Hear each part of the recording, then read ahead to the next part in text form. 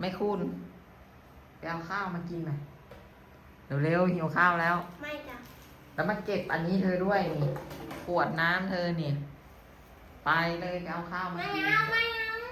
ไม่เอาอะไรไม่กินเหรอข้าวนี่ไม่กินอ่ะจะนอน ใช่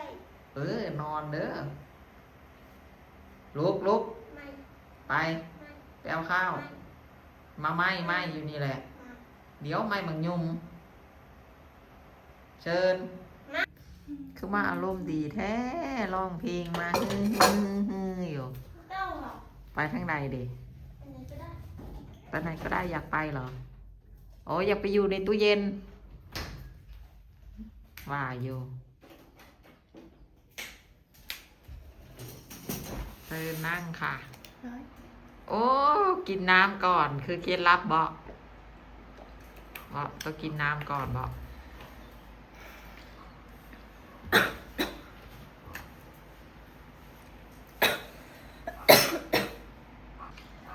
เอ้ากินข้าวเปล่าของบ่มียังกินปานนะโพเรากินข้าวเปล่าอย่ากินเด้ออันนี้เหรอใช่ไหมจับเจ้าแหละเป็นชื่ออะไรมา จับเธอก็ได้กินนะจับบ่เธอก็บ่ได้กินนะโอ้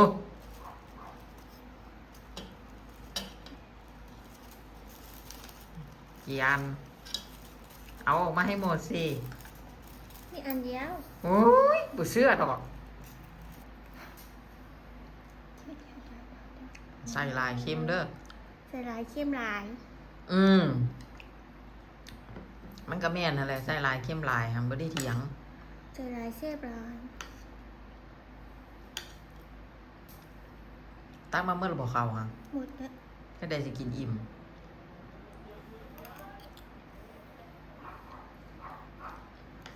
กินซ้ำนี้นะแล้วได้ถุงนี้ของใครของใครมีหลักฐานแล้วไม่ถุงของใครของเพื่อนมีหลักฐานเรียบร้อย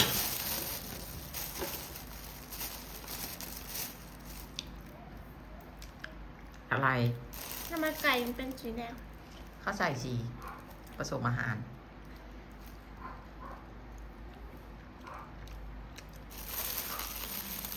ชอบไหมล่ะ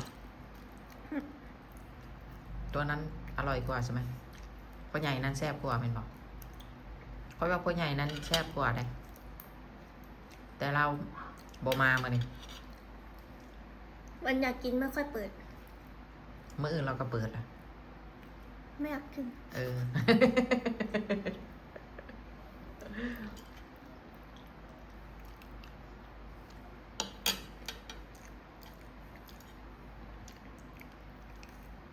มึงแหนเป็นตาลำบากเนาะเว้ยกินไหมโอ้ยเห็นเพื่อนมองอยากกินเหรอเขาก็เบิ่งอยู่ว่ามันสีแซ่บบอกเบิ่งคือมันสีบ่แซ่บนี่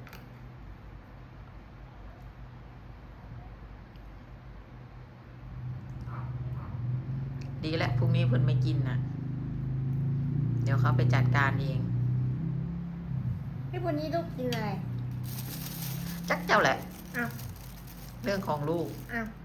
ว่าแม่นเรื่องของข่อยอ้าวทำไมพูดอย่างนี้จะให้พูดยังไงอ่ะ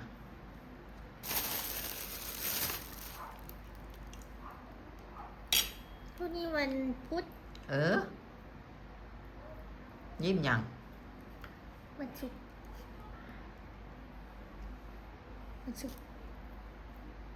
วันศุกร์บ่ว่างวันศุกร์ต้องไปพบแพทย์ไปนำบอก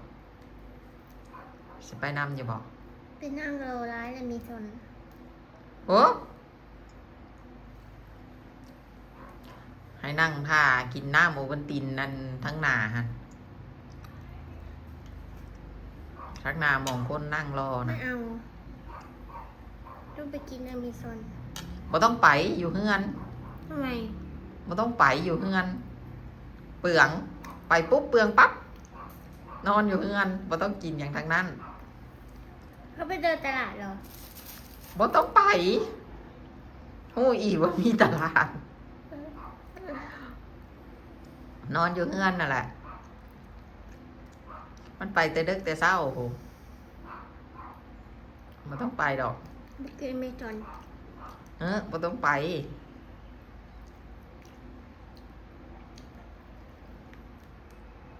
ไปเซเว่นก็ได้ไอเซเว่นรอ บออยู่เฮือน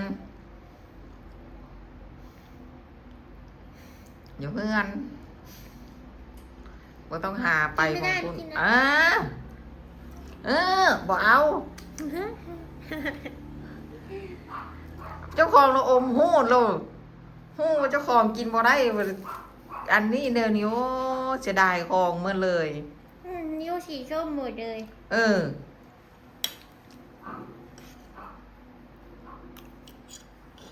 อีกไม้หนึ่งของไผอีกไม้หนึ่งของไผ ขอบคุณ แน่ใจนะ เอามาเลย เอามาเลยในถุงนะเป็นว่าของเขาฮะ แล้วของเขานี่ของเพื่อน เหมือนคำมันเว่าค่ะ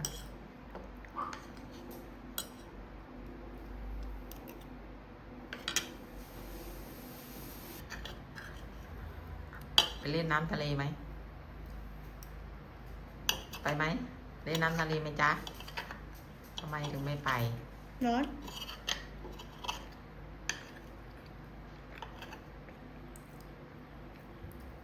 ฉันยังไม่กินดีกว่าไปเที่ยวทะเลอีกเหรอ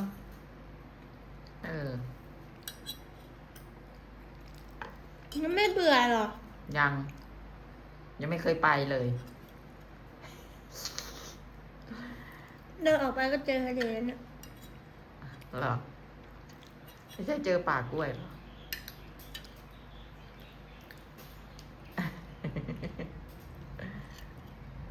มัดไปจากไม้แม่นบอก